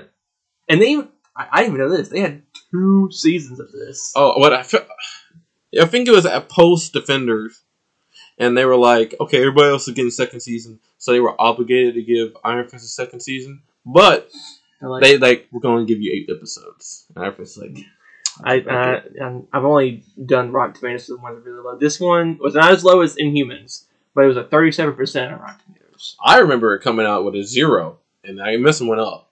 It must have went up. I guess that was in total. I don't know. But yeah, so. Okay, we'll start with season 1. Because I feel like season 1... You take the floor on this one. I don't even want to talk about this one. If I'm going to say any positives, I feel like the first 2 episodes from maybe for the first 30 minutes, it's not that bad. On the 2nd episode where he gets sent to the insane asylum, it is kind of interesting. Because he's like, I killed this dragon, I have the chi, and the doctor doesn't believe him. And then the doctor does his research, and it's like, oh my gosh, you did get in a plane crash, and this happened to you, but I just don't believe that you killed a dragon. That makes no sense. Yeah. And then he escapes. That's the only positive, honestly. That's it. I just thought that was pretty cool, because it was like, they usually don't show that. They usually show, oh, you're crazy, you're going to the insane asylum. They don't show it from the doctor's perspective of like, I actually do believe you. This really happened. I remember seeing the trailer, and it was like him going to his corporation that he owns, and they're like, "Who are you?" And he says his name. I don't know what his actual name is. And they're like, "What?" Fincher? No, that's the actor, isn't it? Danny. Yeah. Danny Reed. Danny Rand. Yeah. Danny Rand. I'm kind of like flustered for words how like Daredevil can have better fight scenes than Iron Fist, where Iron Fist is supposed to be straight kung fu. Now, yeah, Daniel Thomas, and then some weird last name. Yeah, with Iron Fist, he's a martial art, and he kicks ass in the comics. And I remember even watching, because there was a cartoon, a Spider-Man cartoon, and he was in it. And he still kicked ass. Yeah. And he still looked very cool. His fist was on fire, like it should be, not neon. They make up too much excuses for why he can't use his fist at all in this season. Oh, my pinky hurts. Like, oh, I hurt, or I don't have enough chi in my body, or I'm low of energy. Like, and then there's 3 villains in this series. One of the villains who's... Oh, gosh, I really should have got names. So he's basically Danny Friend's dad. If I can find his name, I don't know what to keep calling him. Danny Friend's dad. He's a villain of the season, and then he dies. Yeah. Then he comes back halfway at the end of the season, and then they treat him as a main villain.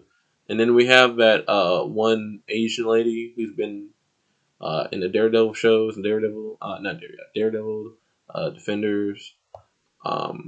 And she was kind of like making a tournament for Danny to fight. And then we have the other hand leader. Okay, I know what. Fuck that. I'm not paying description. Steel Serpent? Was that his name? Yeah. It doesn't fucking matter. Hey, the show fucking sucks. I mean, literally, the story. I looked it up right now, and even the character design. Like, look at this.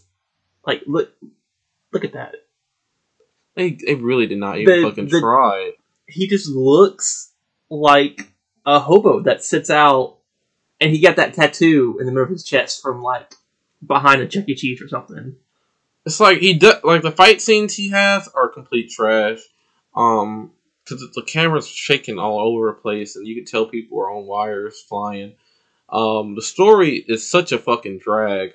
It's like I think there's one scene where like they're just trying to get pan time or run time, so they're just like at a restaurant, and they're just talking for hours, and then somebody leaves, and it pans on the person for like 5 minutes, just waiting for the person to come back. Now compare. I pulled up a comic accurate version of Iron Fist. Now compare what you just saw to that. Oh, that looks fucking. I don't understand why they don't show the costume in this, because at the end of the Defenders, Danny's like, "Hey, since Daredevil's gone, I'm gonna take control of this, and I'm gonna be the new hero of New York." They never show a costume at all. At all. Looks so bad. That's like a comic book cover of the TV show. Like, you would think that man would be beating everybody, fighting like freaking ninjas, samurais. I don't get why he has the scruffy beard. I don't know. I remember he has the homeless man beard. There was a little thing about like why are they whitewashing him? I mean, it is a Chinese character or Asian character. Yeah. I mean, it is what it is. I mean, but I feel like that's not a big thing. It's all about really story and character. And Danny's character is really, really trash, honestly. Disappointing. I'm excited about the new Shang-Chi. I feel like that martial arts. I feel like Marvel Studios wanted a martial arts character. And a good one. And it wanted Iron Fist, but they don't want to touch the Netflix stuff. Like, we don't. And if we buried that too deep, we can't. And they're like, we can't scoop that up. We can't do Iron Fist. Who else we got?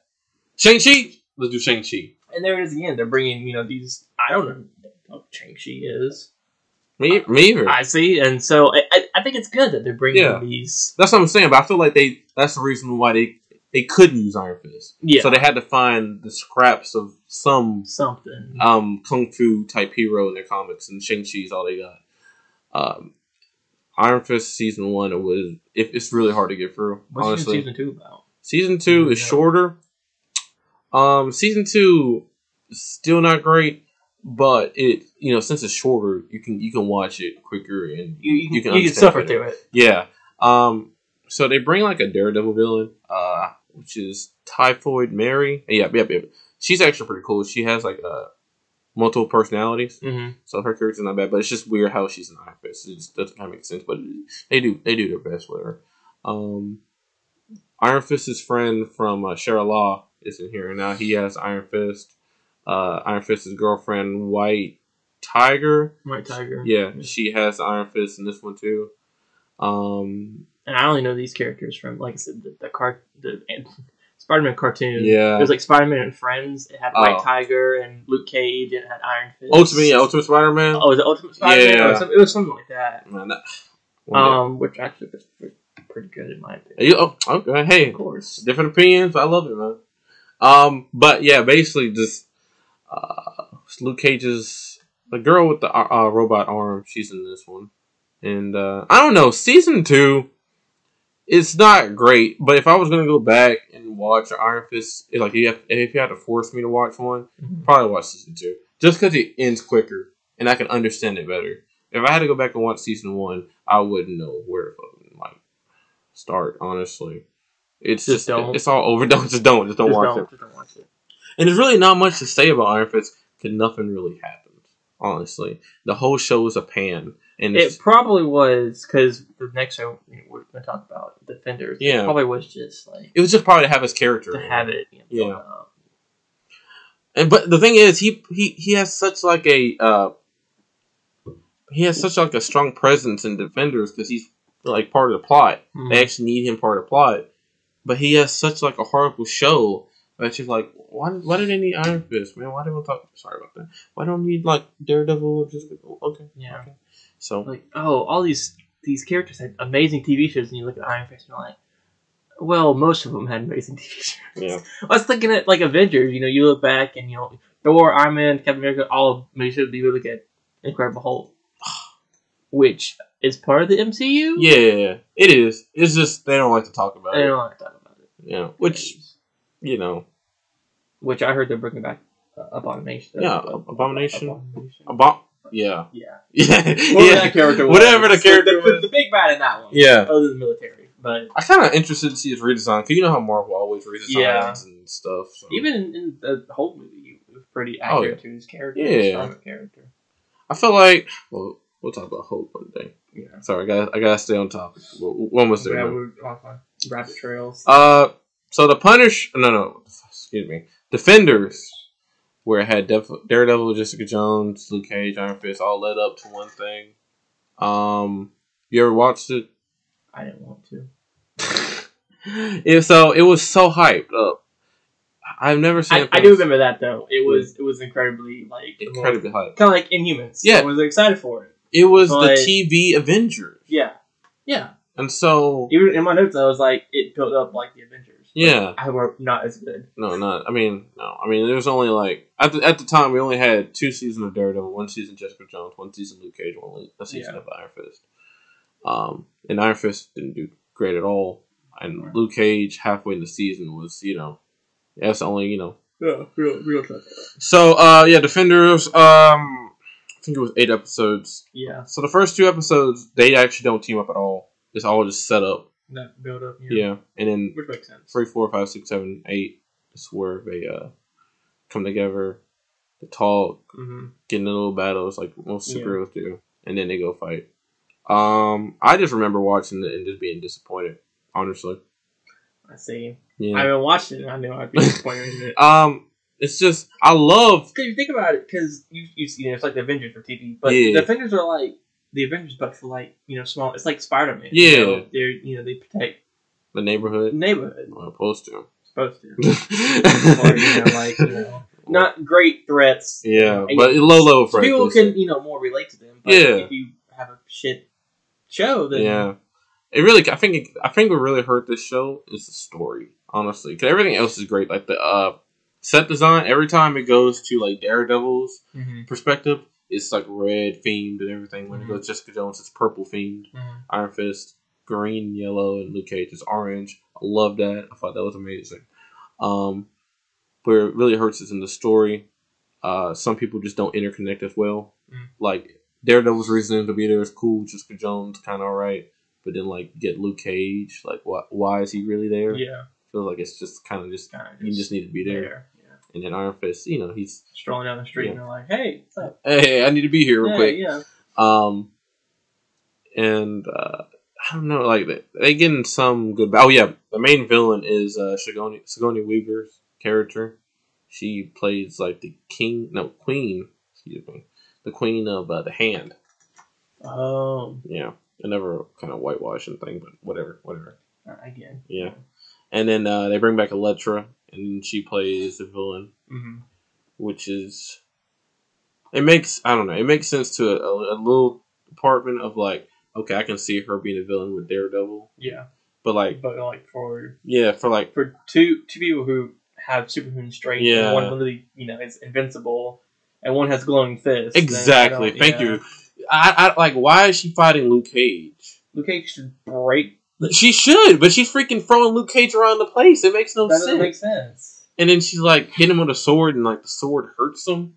I'm like, buddy, you're picking up cars. Yeah. And throwing them around the place like they're freaking basketballs. So, I don't know. They're trying to revive some dragon that's buried in New York. They get in a little tussle. Daredevil gets buried alive with Elektra. I'm sure they wanted more seasons of it, but it was only 1 season. Yeah. And then, it ends with, which was actually interesting. They actually they didn't kill him off, but, like I said, they buried him alive. So they... once you assume that he was dead. And, I mean, for what they were going for, I would say the first 4 episodes was really interesting. How you had 4 TV shows interconnecting. Combining. Yeah. But it was just... that's the best way to say it. It's a build-up, but it never delivers. Yeah. It builds up to something, but it never actually, delivers. And if I did watch that show, like I said before, I'd watch the show. I feel like in those 4 episodes, after that, I'd be like, I am wasting my time, my 30 minutes or however long the episodes were, watching this shit. Just like, yeah, you want. I don't know. And then I feel like some people like that. They're like, it's good episodes, and then like I just can't continue watching. Yeah, you gotta have something. You gotta have a reason to come back. And for did it come out all at once or was it a weekly thing? Came out all at once. All at Netflix was with I was that fixing thing. I was fixing to say if it was a weekly thing, you have to grasp people's Yeah. be like, I want to wait for that 1 week to watch it. That's how it was with WandaVision. Yeah, I see.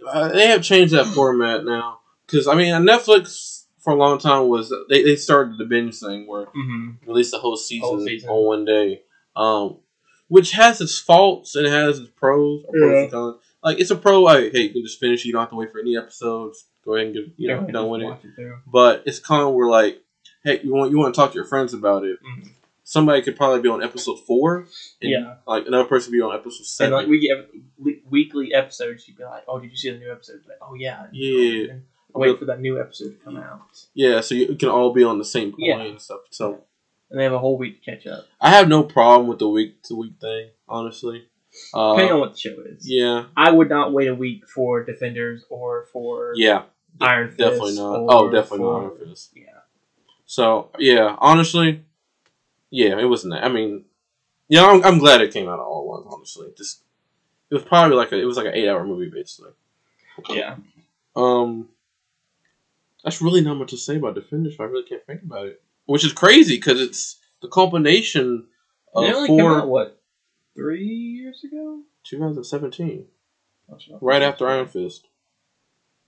2017, you're right. Yep. 1 season. So, yeah. Basically... It looks funny. They're all just sitting there black and white. And then half of freaking Iron Fist faces. They were trying to treat it like a Nirvana type feel.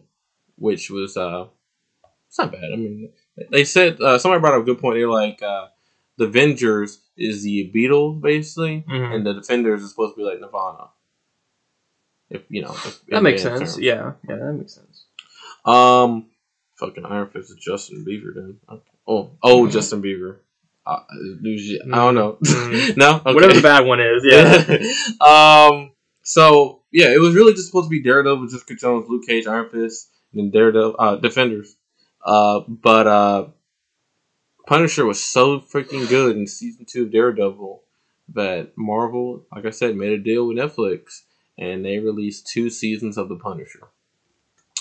So we have which I heard was really good too. Oh, you never watched? So Netflix wasn't for you, basically. No, Netflix. No, this was during the time that I didn't really watch Netflix. Okay. I still really watch Netflix. Yeah. I don't know. Back in 2015, 2016, 2017, I did it. Like I never watched Netflix. It was TV or some movies was on. I'd watch it, but I never could get into. During that time, I was actually watching the Once Upon a Time. Okay, so you were into around that time. All right. Which that was an ABC show. Yeah. I believe. Hey, I think it was. Yeah, it is. So there were certain shows I would watch, but Netflix. Now I do like some stuff they come out with. Not anything Marvel because they don't do Marvel anymore. But sometimes Netflix shows just they don't really deliver. I got you. I mean, there's some shows in there which I thought were decent, but are they still streaming these shows on Netflix? Oh yeah, they're still in there. They're still in there. I don't know if they. It's just the rights for the characters. It's not to Marvel. Yeah, but the show's still show rights. Yeah, it's still on Netflix because Netflix made the show basically. Yeah. But on the Punishers, I'm actually in the minority. And so it's like reverse psychology with this one. Everybody loves season 1. I actually don't like it that much, and everybody hates season 2, and I actually really like season 2. And I'll explain that. So, season 1 is basically a year after his appearance in Daredevil, and now he's just tracking down all the gang lords like the mafia gang lord, the Chinese kingpins. He kills them, and then he goes AFK, works as a construction person, accidentally gets tied down to like another mafia killing, and then Micro finds him and tells him about the espionage conspiracy that happened between him and his unit, and then honestly, the whole season one is an espionage conspiracy type thing, and at the time, I don't like that for Punisher. I don't feel like Punisher should be filled down to I need to get inside the government and that. I like it when Punisher Punisher, just being go around shoot people. Yeah. I feel like you need to actually give a story for Punisher, give him something to do. Don't just have Punisher shooting, because then he's being the Punisher, but he has no character at that point. You have to give Punisher a character. The reason why he worked for Daredevil is because he wasn't the only character in there. He actually had in that he was the antagonist and Daredevil was protagonist. But if Punisher's going to be his own protagonist, he can't just be killing people. He has to have a moral compass. He actually has to have And so season one, by the way, I don't know why they're scared just to give him the what's it called? Just the skull on his shirt. Because for half the season, he has like a black shirt and just black jeans. That's right, and then he doesn't. That's probably why I like season 2 more. It actually shows more of that. But anyway, season 1, he's just on the run from the FBI, and he's also going against the government, Black Ops team who's trying to kill him. And at the end, he goes against Frank Castle. No, he is Frank Castle. He goes against Jigsaw, and he messes up his face, and season 2 happens, blah, blah, blah. Season 2, I actually really like. So, like I said, I was saying, like, they need to give him moral compass and actually give him something to do, and that's have him kill people. I think it's the second episode.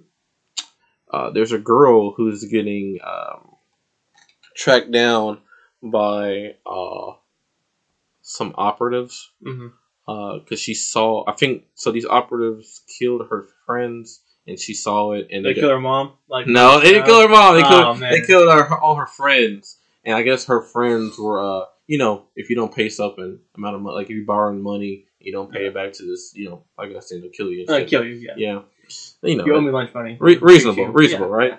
I'm gonna kill your mom if don't pay you lunch money. So I'm just gonna get to what basically Punisher just he's traveling with this girl and he's just trying to protect her and stuff. And they actually have a really good dynamic. They bring a really good actor I like called Jon Stewart, who plays Preacher or Lincoln, whatever you guys want to say. And he's a really interesting character. He's better than the freaking main villain, Jigsaw. Actually, this is where I would say an older film is actually better than newer Marvel. Because all they do for Jigsaw is just give him like 1 or 2 scars. But in the comics, his face is torn off. Of course. Yeah. And then Punisher Warzone. Well, if you look at you talk about the piece, if like Gotham. Yeah. When they did the Joker, they didn't call him the Joker, but they literally ripped his face off. Yeah. Season 2, I thought was actually way better. They give Punisher actually things to do. He actually has a pretty good character. The villains are the other villain, but the villain Lincoln is really, really relatable. The fight scenes are top notch, and I really like it. Honestly, season 2. I really can't really say much, but I like it. Season 2, I guess. You haven't really watched The Punisher? No, I watched the original movie that came out in 2007. Thomas Jane, was it? I thought that one was pretty good. Yeah, with Thomas Jane. Yeah, this this is Marvel movies before the MCU. So I thought that was. Really I don't know who my favorite Punisher is. You see either Thomas Jane or John Bernthal in this. I think the one in the Netflix series is probably. He's pretty good. I feel like for more rage and anger or killing, basically killing and stuff, I'll go with John Bernthal. But if I want more a depressed, emotional type Punisher, I'll go Thomas Jane. Yeah. And then the other two, I can just leave, honestly. So that was Netflix. Netflix ended with Jessica Jones season 3. The whole contract ended. And basically Freeform, aka Hulu, released a couple shows as well. They had a couple contracts from Marvel. Which I don't think they did as well. I know one or two did kind of good. Yeah, basically what Hulu and Freeform wanted to do with Marvel was basically make teen drama. Mm-hmm. Which is what they which is Runaways. Yeah, Runaways, Cloak and Dagger. Like 3 seasons of Runaways. I think that was one of the most popular. Yeah, Runaways got 3 seasons. Cloak and Dagger got a lucky season 2. Mm-hmm. What basically what lucky season 2 is? Yeah, but basically what a lucky season 2 is basically if a show doesn't do as great, and then it has enough fans, what's it called? The network will give you enough money for season 2. Yeah, but it's most likely that's gonna be it. Yeah. So they used to call it like a lucky season 2. Use a little bit. Yeah.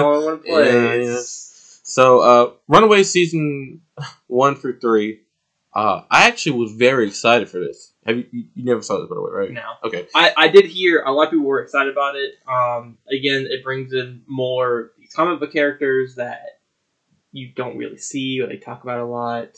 Right. I know. I'm a big Runaways fan, honestly, and that's one of the most obscured comic teams out there. Yeah. And like you said, they're teens. So it's good to they relate to.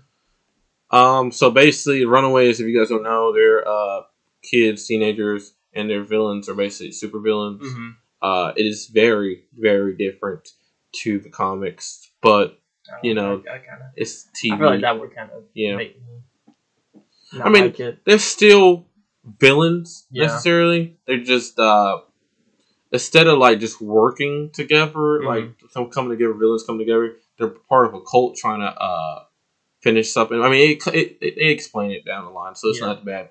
Season 1, I feel like so you like Disney Plus shows, right? Yes. Okay, so I feel like if you're trying to like watch something more fast paced, this is basically a teen drama CW show. Okay, so it's way slower. Yeah. And I feel like if you don't like slow paced stuff, you're not gonna like it. It took me a while to get through this, honestly. Yeah. So season 1 it's basically like a long setup because they don't become the Runaways until the last 3 seconds of the final episode. But I mean it's not a bad storyline. Yeah. Season 2 is them basically being Runaways.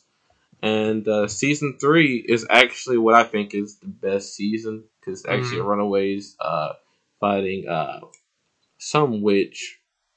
I don't remember, but I want to bring up this good point.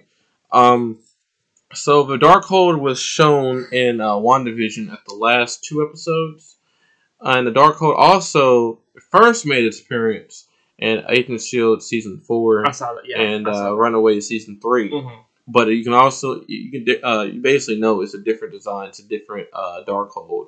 I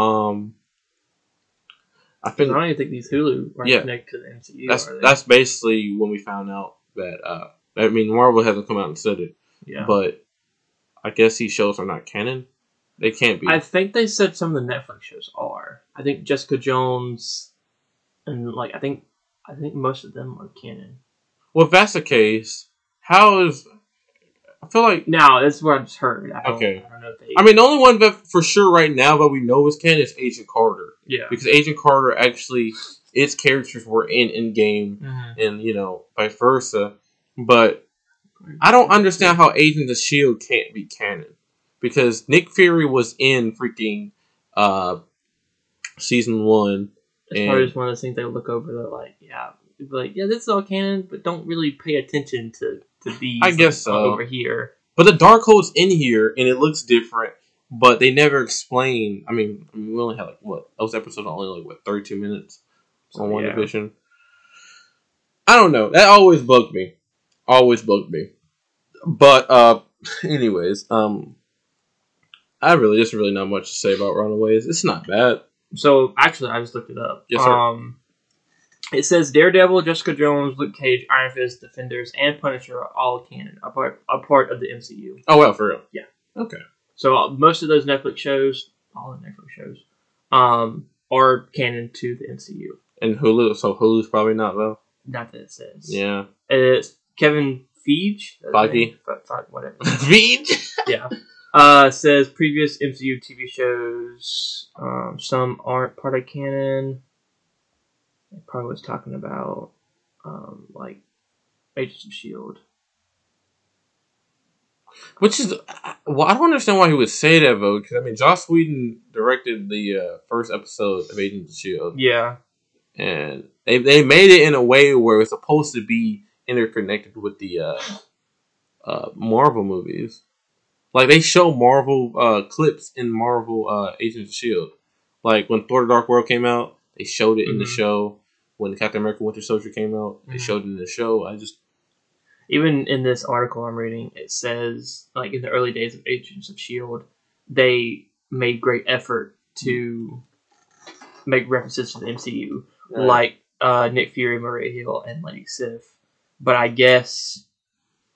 Yeah, they did stop making references. Like, they stopped actually trying to make it connect. I guess they just... so I don't know. Yeah. I'm just going to say Runaways is not canon. I doubt Runaways. Yeah, it's I mean...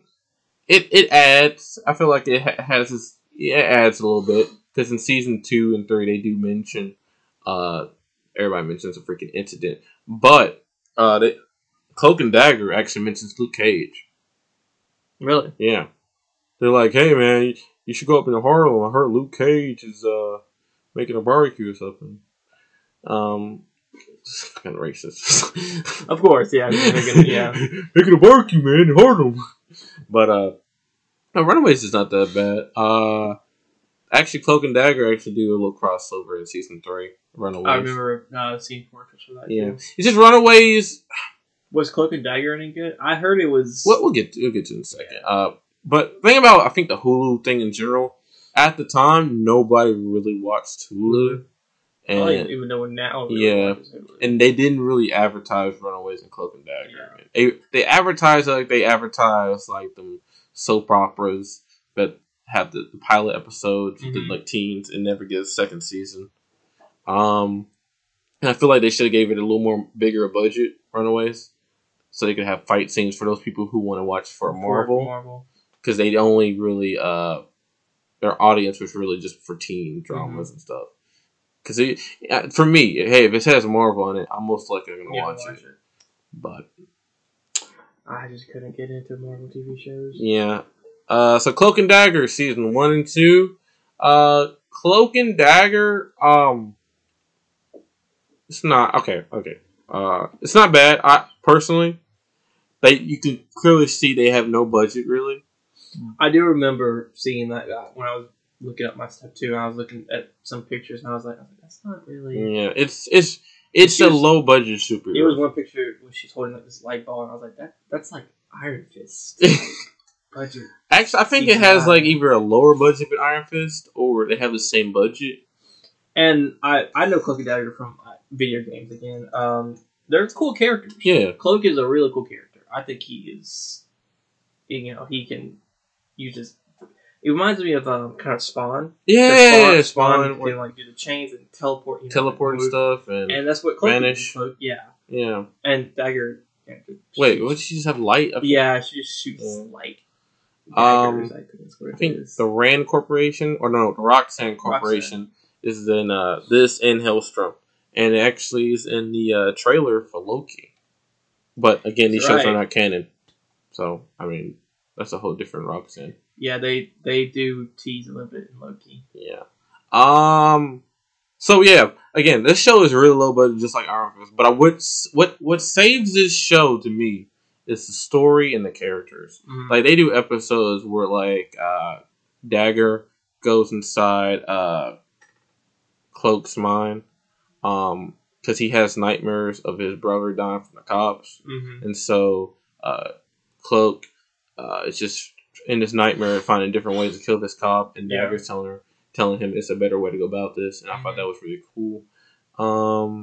Of course, Dagger's power, she has like, I don't know, dreams that are like really raunchy and scary, and then the Cloak has nightmares which are like really happy and generous and stuff. The villain, I don't remember, honestly. I think it was just a dude with a gun at the end. Oh god, that doesn't sound. But it did the Runaways thing where it focuses more on the teen aspect than the superhero genre type cliches.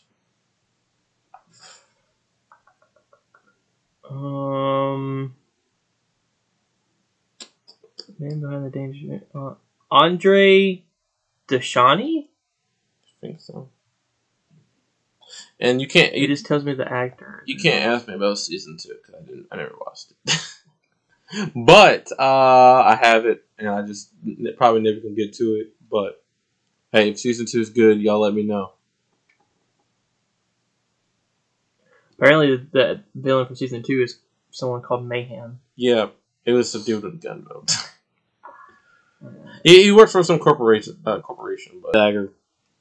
Like I said, I don't remember much from it, but what I remember is positive. You remember any commercials and trailers from it? Barely. Yeah. From what I saw, it was basically just them discovering their powers, and that was about it. I think their costumes look pretty comic accurate. Yeah. From what I remember seeing. Which wasn't hard because I think Cloaks is just he just has a large clothes and like a black cape. I would say the only difference is he's just not like a 6 feet tall black dude. Yeah. He's actually like a teenager with curly hair and stuff. And I think Daggers is just this white. Yeah, I mean, he really can't mess it up, honestly. So, and that was gonna be the end, but Hellstrom was actually between when Marvel was getting all the rights from Marvel TV. Now I never even heard of this before. Yeah, Hellstrom was actually supposed to come out a long time ago, but it was in the limbo. It was also going to come out with like Most Wanted was supposed to come out. It got a pilot order, but ABC canceled it. New Warriors was supposed to come out, but Marvel canceled that as well. Hellstrom was already too late into production to cancel, so they released it. Wow, this came out in 2020. Yeah. But they released it. They just didn't put the Marvel label on it, and that's kind of Marvel Studios being an asshole in my opinion. Because I'm like, hey, if it's a Marvel property, just put Marvel on it. If it sucks, it sucks. I'm looking at it now. It's 27% on Rotten Tomatoes. Yeah, it's basically okay. I'm gonna just talk about the pitch idea of what Hellstrom should have been and what it was. I'm not gonna lie to you. I only watched like 3 episodes of it, probably 4. Cool. Poster. Oh, it's very cool. What I thought it could have been is this is where you dive into horror. This could be the supernatural / Constantine of the Marvel Universe.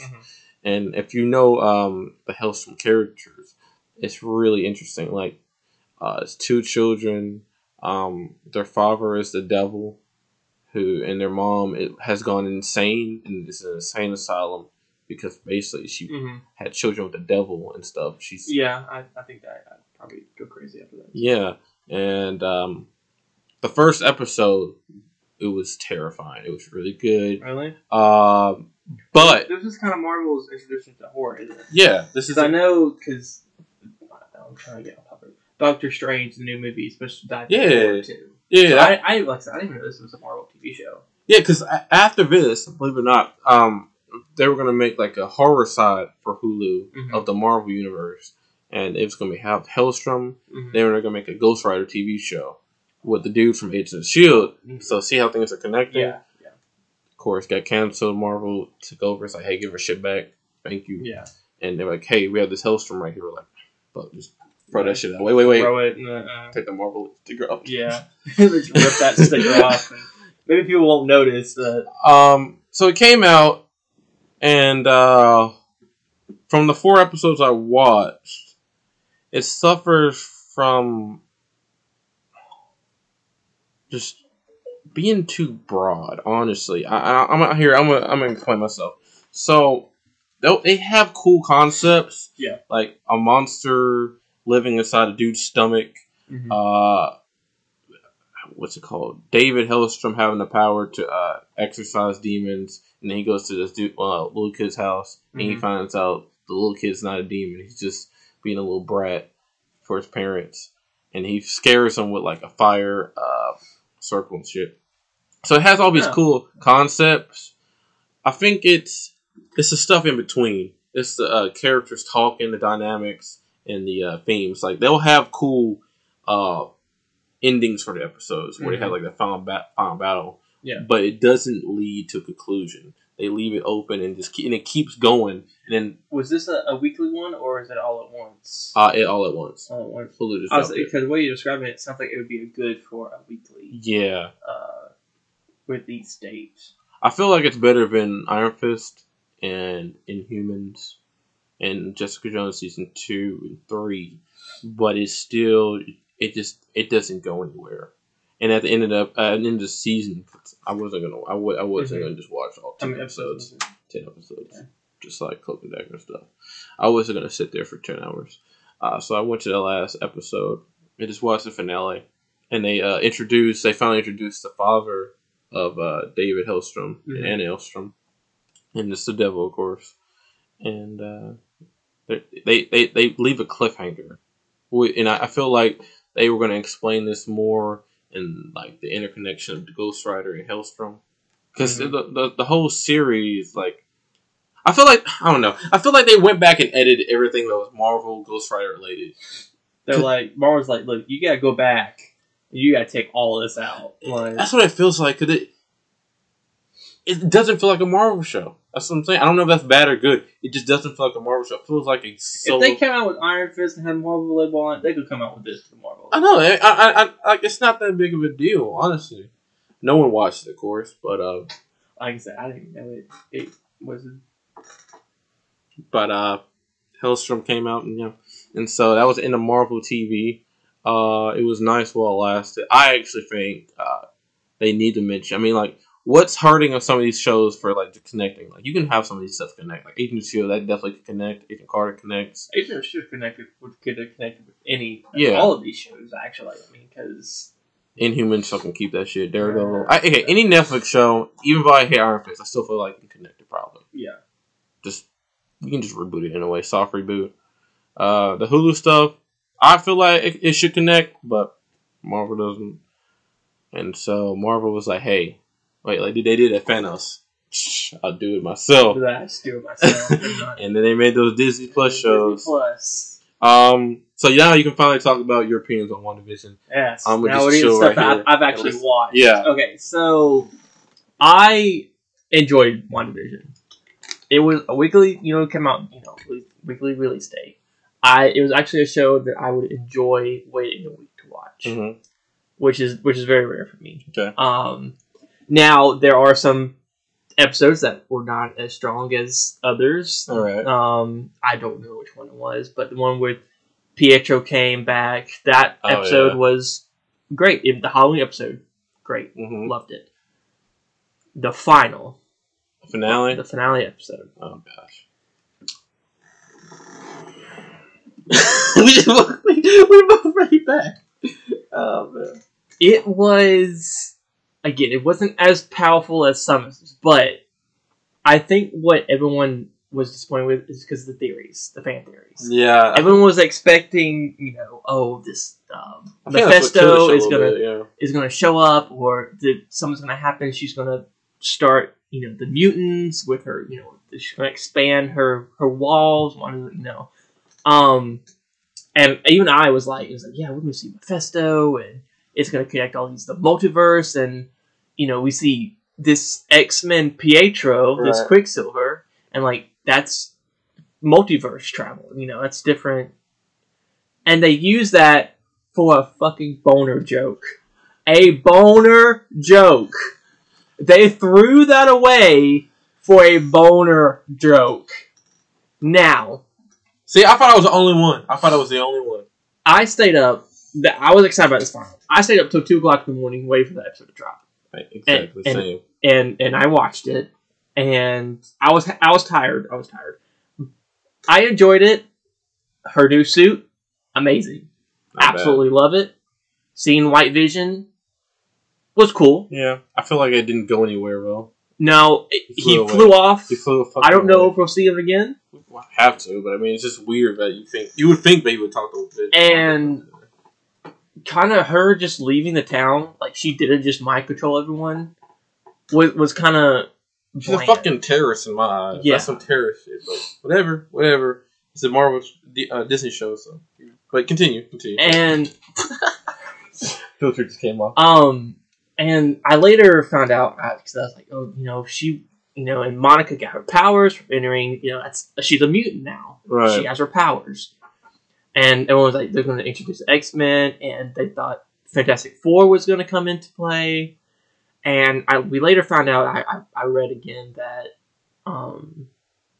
Marvel came out and said they're not introducing anything big in these TV shows. Right. Which introducing the X-Men would be fucking huge. Oh, that would be. And they're only not doing this because they say it's, some people won't or can't watch the TV shows like they watch the movies. What? Sorry about that. So that's why they. Even with Falcon and Winter Soldier, with Loki, and She-Hulk, whatever's coming out, all of these shows are not going to have anything, I guess, won't have anything huge to do with the MCU. Which their statement kind of retracts themselves, because having Billy and Tommy and Billy, right? Mm-hmm. The kids, that's big. Yeah, I think that's Wiccan and Speed. Yeah. And introducing them, that's setting up for the Young Justice. Young Justice. No, the Young Justice. No, the Young Avengers. The Young Avengers. Young Justice, which is a really good show. Again, that's DC show. Like a DC Superman. Robin, what are you doing here? Robin, what? So I like WandaVision. Yeah. I'm glad you do. Seeing it slowly fall apart, like, she can't control anymore, right. Was really cool. The last 2 episodes, when she went to the basement, everyone knew that was fucking Agatha. Oh, yeah. Everyone knew. And I don't think the reveal was that great. Yeah. I wasn't... Because she walked down and she was like, oh, pleasure to meet you. I'm Agatha. Like, bitch, we knew. Looking back at the Agatha song, I mean... I think they really played it for jokes, honestly. Yeah. Oh, yeah. I think it's a good song. I mean, I didn't hate it. I'm just saying, like I said, I think me and my girlfriend said the best when I said the show was entertaining. It's just not good. I mean, it's not okay. It's not bad or good. It's okay. I think. I thought it was good. Okay. Well, yeah. I think the good outpower the bad, in my opinion. Because some of those episodes, I was like, oh my god, that's amazing. That's, awesome. Which I wasn't expecting. I went into WandaVision not expecting anything amazing. Do you think the speculation and internet theories ruined the show? Yes. Yeah, me too. Yeah. I feel like if I didn't listen to all that, I feel like it would be better. It'd be because people would say this stuff, and you're like, well, now I'm expecting it. Yeah. Because they're so convincing that... And Marvel knew. Like, in the... I don't know if it's it was the second episode, episode 8, with the fly on the wall. They would say, oh, Mephisto shows up as a fly. And then the cat, or the bunny just eats the fly. So they knew that these super fans were going to think.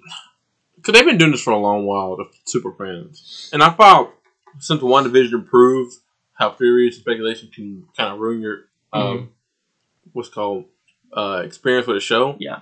It would stop. Mm-hmm. They're doing it with fucking Falcon and Winter Soldier, man. I don't think as bad as WandaVision. Mm-hmm. Yeah, really. But when I started out watching Falcon and Winter Soldier, I didn't watch the first 2 episodes when it came out. I watched all 3 episodes when the 3rd episode came out. Oh, okay. I was like, I don't know about this. Oh, you want to give it a little break? Yeah, I was like, I don't think I'll be so into this one like I was WandaVision. And now after episode 4, that's crazy how it is, because I wasn't excited for Falcon Winter Soldier or WandaVision at all. No. I was like really excited for Loki. I'm really excited for Loki. Yeah. And now I watched Falcon Winter Soldier, after being like disappointed with WandaVision. Now, do you think Falcon Winter Soldier is better than WandaVision? I think it's very good. It's just like I don't know. It's just like I thought they were gonna just.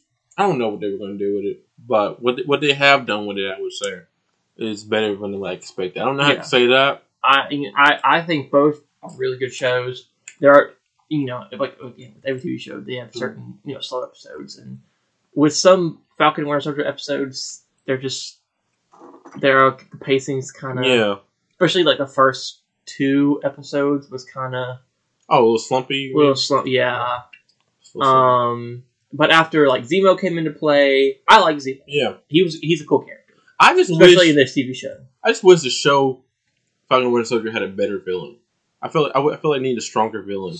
And everyone knew as soon as we saw John Walker, everyone was like, "Oh, this guy's going to be." No, I feel like the John Walker villain's great. I'm talking about the girl and her little rebellion. Oh, I feel like they need a stronger like I don't know. I feel like John Walker is more of the villain than the Flag Smash. I think from what I've seen, because even with like the past 2 episodes, we focus more on John Walker, which is good. Yeah, because the Flag Smashers are not that great of a gang or whatever they are. I see how they're trying to. They're not trying to be like Homelander. Yeah, they know if they do that, they're gonna get roasted for like the Paris and stuff. Yeah, so they're trying to make them a little pretty different. Close. Yeah, but John Walker, I was like, I feel sorry for him. Like, no, fuck that. Fuck John Walker. Fuck that dude. He is racist. He's sexist. And again, this is all from TikTok videos I've seen, and they're true because if you look back when the Wakandan warriors came into play, he was like, let's put down the pointy sticks. Oh, he got his ass beat. And he put his hand on her shoulder, and they whooped his ass. Actually, I just wish they would. I feel like a missed opportunity was because they're already making John Walker exile of the government of being involuntary discharge. I feel like after he killed that guy, the government would come and defend him, and they'll be like, "Wow, they're being the government's being a fucking asshole." Because I thought like a missed opportunity was not making Falcon be the Captain America. It's because the government wants. This is just. I feel like they did that because Captain America is supposed to be a non-killing. Oh I know what you mean. I'm saying like I like Superman killing someone. So this is all like race based in a little bit, but I was like, the government should probably not want Falcon to be because they want that they want that gravity's white male leader. Even that's what the Isaiah the old black man said. And that's what I feel like they should do for Falcon. Captain America. Exactly. And so I feel like the government should be like, hey, we need that shield. You can't be Captain America. And then Falcon be like, why not? And they tell him. And then you see John Walker be fuck up and shit. And you all of a sudden the government defend him like, hey, he shouldn't have killed. But what he did was for his country. And then the Falcon and Winter Soldier go after John Walker to get that shield back. And then the government gets pissed and shit. And I don't know. That's what I thought. But I think because they're setting up John Walker in the comics is I think it's John Walker. I don't know, but setting up for him to be the U.S. agent, which is like Captain America, but like a anti-hero. Right. And I looked up all the new shows they're coming out with. Some I'm excited for, some I'm not too excited about. Yeah, we can talk about it. We're not gonna so Hawkeye is coming out. I feel like that'd be like a government conspiracy show. Yeah, and again, they're gonna be set up for the Young Avengers with his daughter. I don't think that's the daughter. I think that's the new Hawkeye. Yeah, Hawkeye. Yeah. She's I forgot her name, but I know she's not the daughter of him though. She's not the daughter. No, his daughter. No. Oh, she's just a different Hawkeye. Okay, but I know. But they're gonna be setting up for that. Yeah. She's like a princess. And Loki, of course, which I'm excited. Yeah, I'm really excited for that. That's like they're trying to treat that like a Doctor Who multiverse type. I'm really excited. That's really interesting. I just hope it doesn't get confusing. It shouldn't be. I feel like because I know with certain time traveling and multiverse traveling could kind of get confusing. It should be fun. For some people. It should be fun. But I'm excited. I'm really excited. what if it's going to be animated? Yeah, I personally don't really count animation as canon, but it should be interesting. I'll watch it. There's She-Hulk, which you haven't had no trailer or nothing. Hey, haven't really talked about. The fact that they're bringing Abomination back, is that his name? Yeah. Okay. I don't know his actual name. It's cool. Are they bringing back Betty Ross? I heard some rumors about it. I think so. Okay, so back Ross. So everybody's back. It's just Mark Ruffalo replacing Edward Norton. Yeah. So, I wonder how that's gonna work because I don't know. I have to watch the show. We haven't got released because she's green all the time.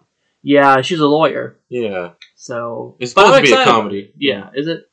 Moon Knight, which the guy who played the guy in Star Wars. I know what you're talking about. He also played Apocalypse. Yeah. In X-Men. Oscar.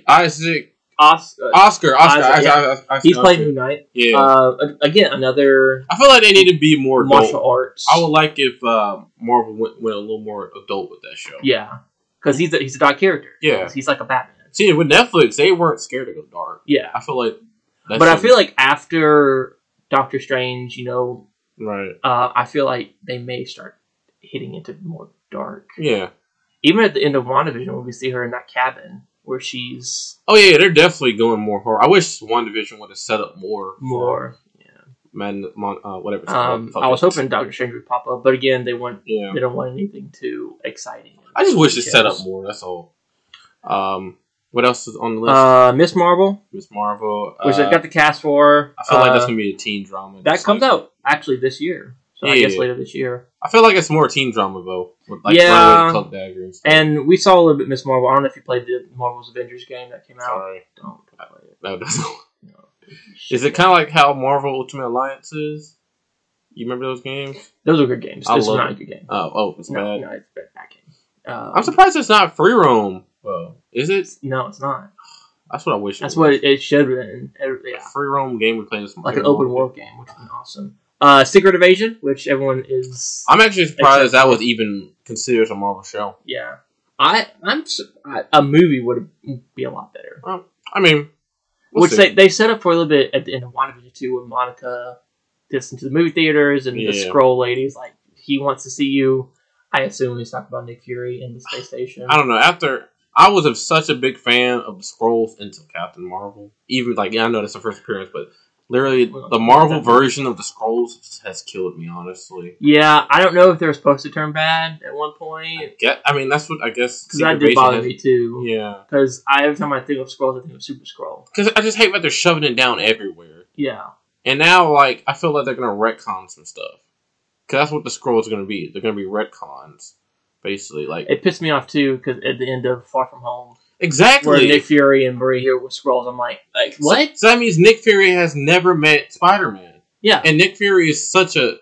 And is this Nick Fury just let these Skrulls do all this shield? That literally that made it the whole. I get you're in space and your vacation, but they're just setting up for fucking Secret Invasion. So I mean, and Nick Fury's in it. It should be interesting. It should be good. I don't know. Ironheart.